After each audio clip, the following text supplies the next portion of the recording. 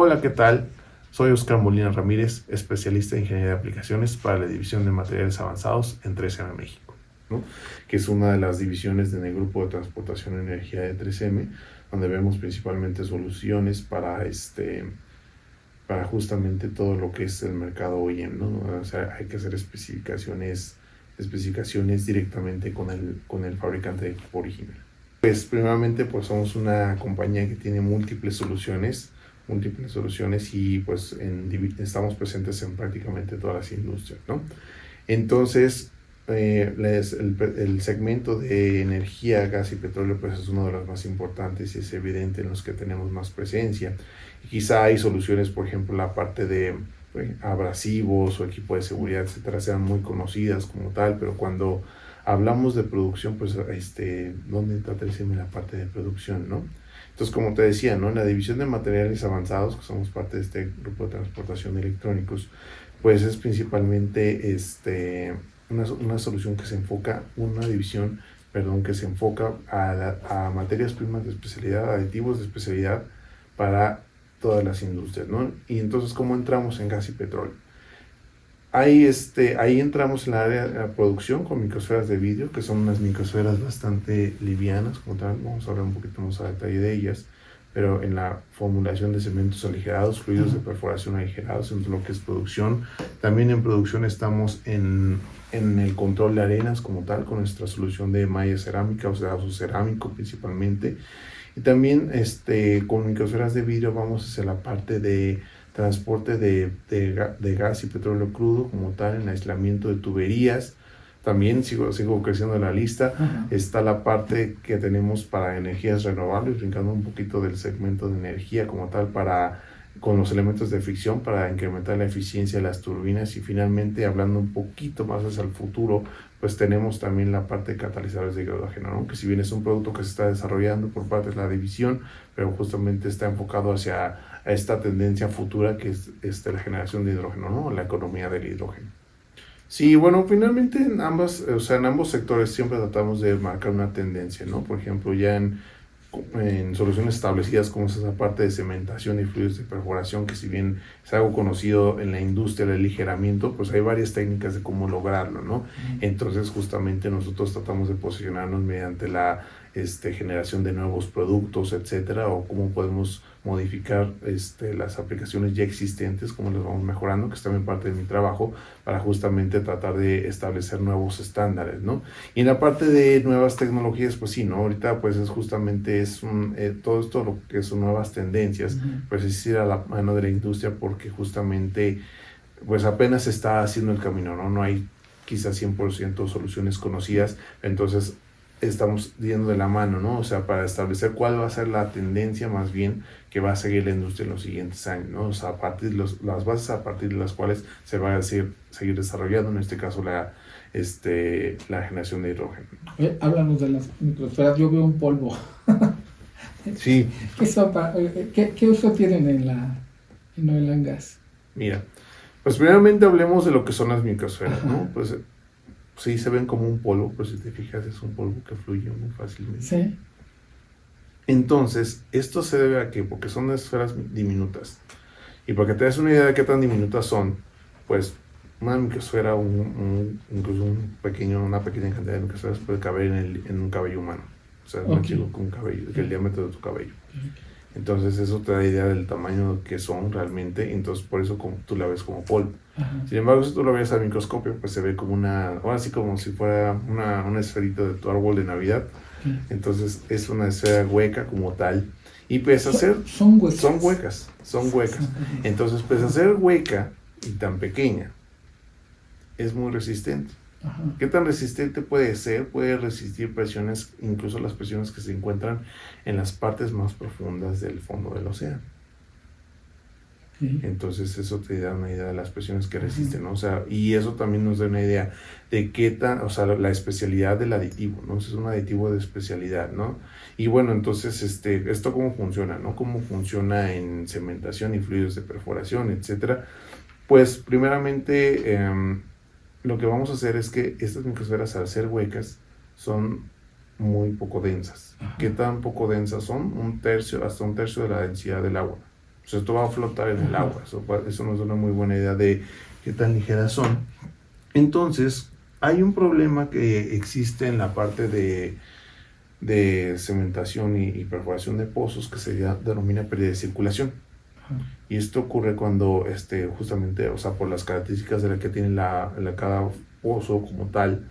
Entonces, lo que va a ocurrir con la pérdida de circulación es que si están haciendo el trabajo de cementación o agregando el fluido, este fluido en vez de, o sea, por ejemplo, el cemento en vez de cubrir todo en la tubería, se va a quedar y se va a ir hacia la formación, ¿no? Es una formación porosa, entonces la va a dañar, incluso puede inhabilitarla, ¿no? Lo cual es sumamente grave para la industria por temas de costos, por temas de daños a la formación, etcétera, ¿no? Entonces, la única forma o de la forma principal para controlar esa, o sea, que justamente la lechada o el fluido de perforación haga su trabajo en estas formaciones, es justamente ajustando su densidad.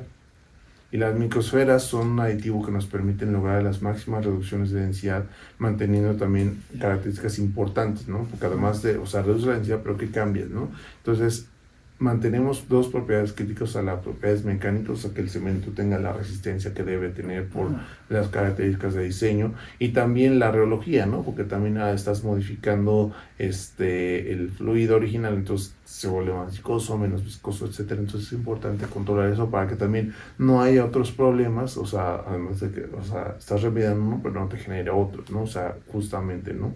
Que sea una solución balanceada como tal, pero a su vez que sí te permite reducir más la densidad, porque justamente hay pozos que en los que requieres bajarle mucho la densidad al cemento o al fluido de perforación, y las soluciones convencionales no te permiten realizarlo. Un punto bien importante, porque justamente la selección de la microsfera, o bueno, la microsfera más adecuada, se va a seleccionar con base a la presión que deba resistir, y entonces ahí recomendamos, o sea, con base a la presión, la menor densidad que pueda resistir esa presión. Entonces, pues cuando son aguas profundas como tal, pues sí hay microsferas que son capaces de resistir esas condiciones como tal, tanto en la parte de cementación y fluidos de perforación, pero también en la parte de aislamiento de tuberías.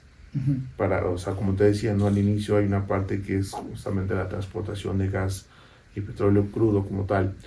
Entonces ahí justamente al ubicarse a aguas profundas, etcétera, a mayor profundidad, pues la temperatura va decreciendo como tal, esto se va enfriando, y eso puede ser, o puede producir un problema que se llama precipitación de asfaltenos como tal, que pues evidentemente, pues si se precipita te tapa la tubería. Entonces pues ya te imaginarás el problema tan grave que es que una tubería 3000 metros o en aguas profundas pues se tape, porque hay que hacer una intervención muy costosa por todo lo que ello simplifica, ¿no? Entonces, ¿qué hacen las microsferas, no? ¿Te acuerdas que mencionamos que eran huecas? Entonces, el hecho de ser huecas también les confiere una propiedad bien interesante, que las hace que sean aislantes térmicos. Entonces, cuando tú, en este caso, pues lo agregas en un polímero, por ejemplo, voy a darte un ejemplo, nada más un polipropileno, etcétera, haces un compuesto que se llama una espuma sintáctica. Y así se le llama a todos los compuestos poliméricos que tienen microsferas de vidrio huecas. Este nuevo compuesto, si tú comparas, si tú pusieras la conductividad térmica de ambos, te va a salir que es menor la conductividad térmica. Cuando es menor la conductividad térmica, es como si tuvieras una mayor barrera a la transmisión o a la conducción, principalmente, pues es conducción del calor, ¿no? Entonces lo vas a perder menos rápido el calor que tengas dentro de la tubería. Entonces cuando tú haces esto y pones este compuesto nuevo, este compuesto sintáctico recubriendo una tubería, les das un efecto de aislamiento como tal, que te impide justamente que se precipiten los asfaltenos, y entonces se mantenga el fluido, y pues evitamos estos problemas graves que haya o sea, que se dañe la tubería o que haya que intervenir, ¿no? Control de arenas. Es un tanto diferente esta aplicación. Es un problema también muy grave en la industria, la generación de la producción de arena en pozos que se denominan poco consolidados. ¿Y esto por qué? Porque pues literalmente es como si tuviéramos un chorro de arena abrasivo, pues golpeando los componentes, las válvulas, etcétera. Entonces eso, y pues evidentemente también dañando la tubería, y pues eso puede resultar que el pozo pierda su productividad, etcétera, o se dañe, ¿no? Tenga que pararse e intervenirse, ¿no? Es un problema que cuesta a la industria como tal, recuerda diversos operadores, cuesta a la industria millones de dólares por año por justamente todo este tema de intervenciones. Pero ahí cómo lo resolvemos, ¿no? No es con microesferas de vidrio como tal, sino es con otra tecnología que tenemos. En la división hacemos cerámicos óxidos como tal, donde salen las microesferas de vidrio, por ejemplo, y cerámicos no óxidos como el carburo de silicio. Entonces, ese es el núcleo como tal de nuestra tecnología, ¿no? El carburo de silicio como un material altamente resistente a la erosión y a la corrosión también, porque naturalmente al estar en el pozo, pues tiene que resistir temperatura, ácidos, etcétera. Entonces, este material lo vamos a poner en una forma como si fuera un filtro cerámico. Entonces, es una solución que te permite controlar mucho mejor, o sea, resistir mucho mejor la erosión por el impacto de las partículas de arenas como tal en determinadas condiciones bueno, del tamaño de la arena, etcétera, y del pozo como tal, el nivel de producción como tal, y esto te incrementa por mucho más el tiempo que hay que, o sea, la durabilidad del pozo produciendo, ¿no? Desde que te va a incrementar la productividad porque o sea, justamente evitas que la arena vaya obstruyendo la tubería como tal, todo el sistema. También te reduce la cantidad de intervenciones porque normalmente lo que se utiliza pues son algunas mallas tipo metálicas, ¿no? Pero el metal pues también evidentemente con el golpeo o bueno, con el impacto de las partículas de arena principalmente pues se va a ir degradando y se puede ir degradando rápidamente dependiendo de las condiciones.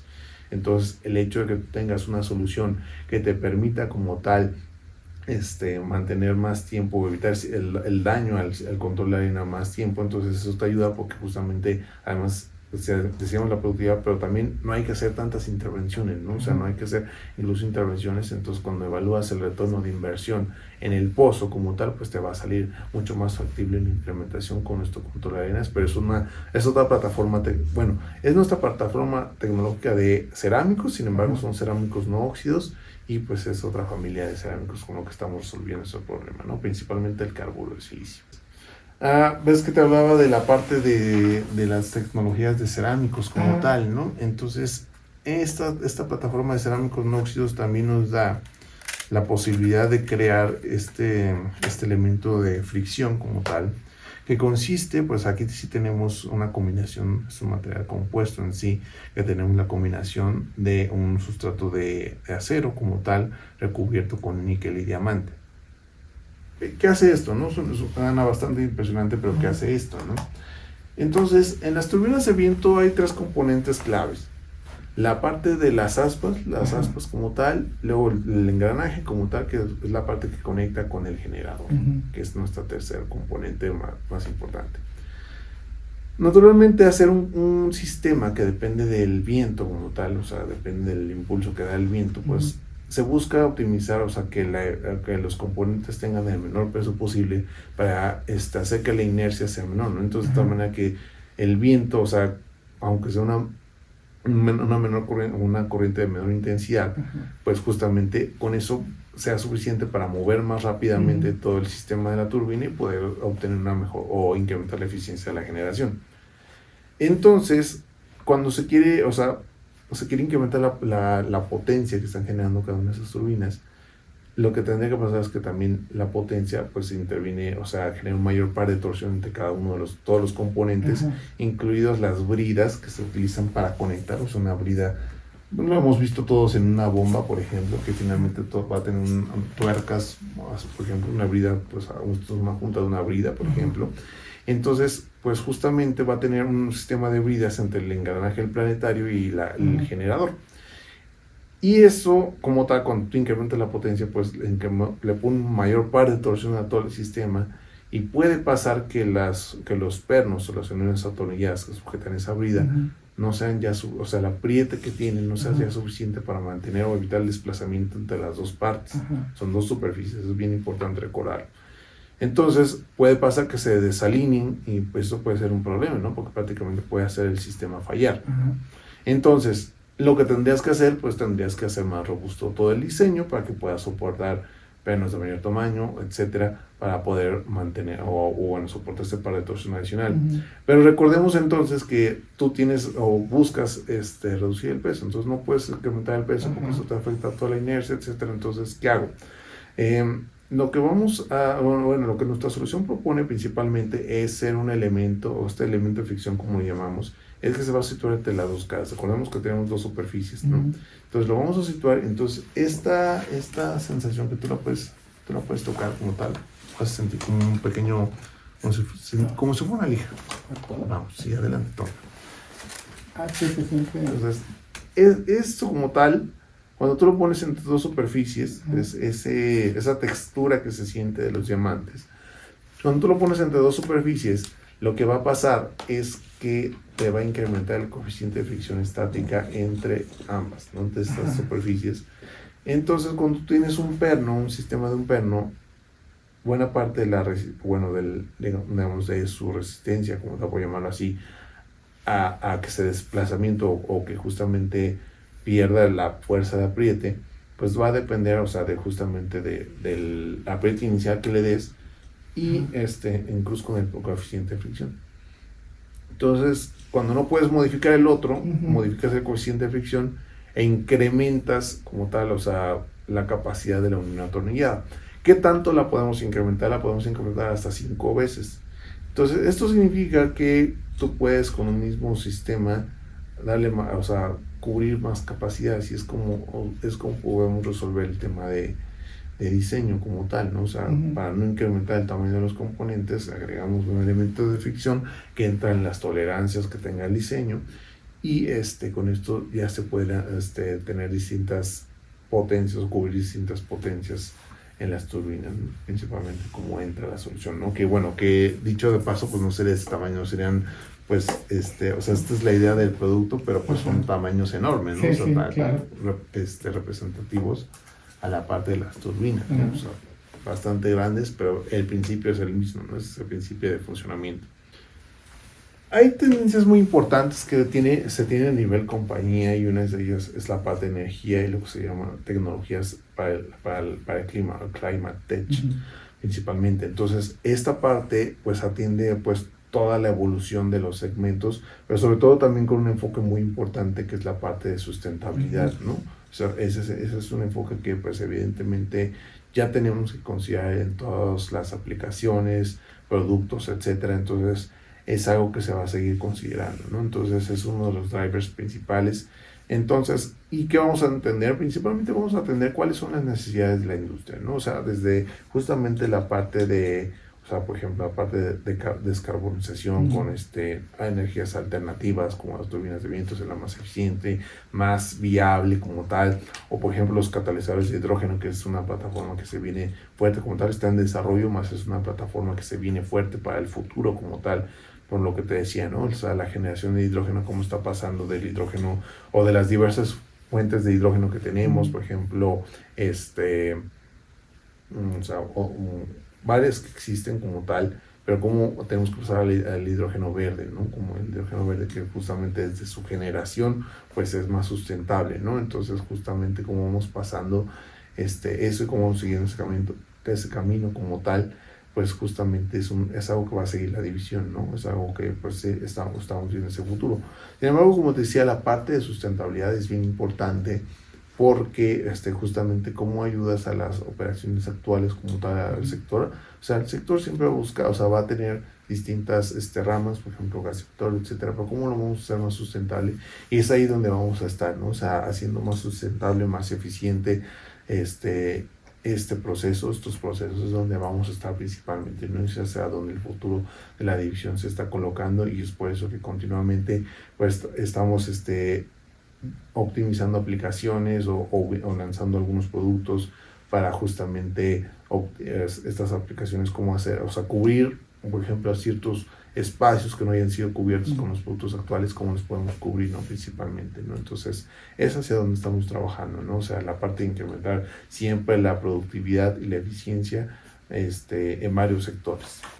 Así es. Eso es bien importante porque también el estudio del impacto de la huella de carbono de los materiales, o bueno, se conoce como raw materials, toda esta parte de esto que comercializamos nosotros, pues justamente sí es algo muy importante, ¿no? Por ejemplo, de microesferas de vidrio, hay un estudio como tal que si bien no está específicamente aplicado para la industria de petróleo, pero sí hay un estudio que estamos lanzando, estamos haciendo como tal el estudio del ciclo de vida de la producción del aditivo Ujú. y su impacto en la formulación, donde ahí tenemos buen impacto porque justamente pese a ser una materia de especialidad, o sea, conforme a la materia tú tienes que, o el material tú tienes que hacerle más procesos de producción, pues también va teniendo un mayor impacto en la huella de carbono. ¿Por qué? Porque hay que hacer un procesamiento, etcétera, ¿no? O sea, es diferente que pueda tener una microsfera de vidrio, un carbonato de calcio, etcétera, ¿no? Que es una materia, un raw material simple como tal, ¿no? Muy simple en su generación. Entonces, pero pese a eso, puedes tener un balance más controlado, incluso un impacto menor porque por la cantidad que utilizas de este material, etcétera, ¿no? O sea, finalmente, pues el hecho que sea poco densa también involucra que ocupa mucho volumen por una cantidad de peso, entonces eso nos ayuda en las formulaciones y eso va a tener un impacto en la huella de carbono por aditivos que tengas.